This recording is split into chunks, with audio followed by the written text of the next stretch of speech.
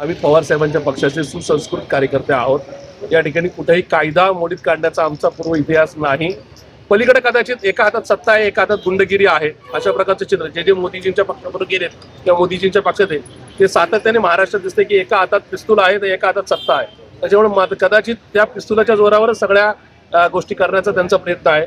मी सातत्याने सांगतोय, मागच्या 7 महिन्यापासून सांगतोय की 2021 साली जे कार्यालय मालकांकडून आम्ही घेतलंय ते प्रशांत जगताप नावाने महाराष्ट्र शासनाच्या दरबारी रजिस्टर्ड आहे। त्याची मुदत अजून प्रलंबित आहे।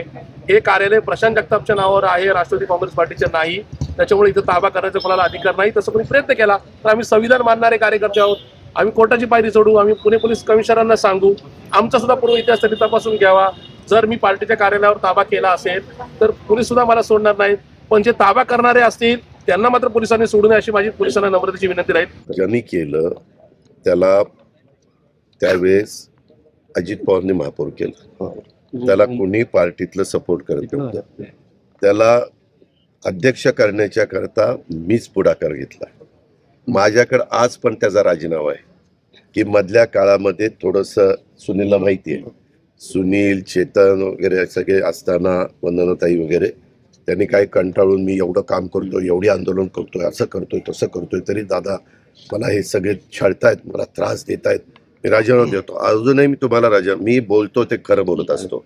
माझ्या बाबतीतल्या ज्या घटना घडल्यात मला खोटं सांगून लोकांची दिशाभूल करायची नाही, परंतु तो राजीनामा मी ठेवला। मी जयंतरावना म्हणलं त्याने दिलेला असला तरी तुम्ही पण त्याला समजून सांगा, मी पण सांगतो।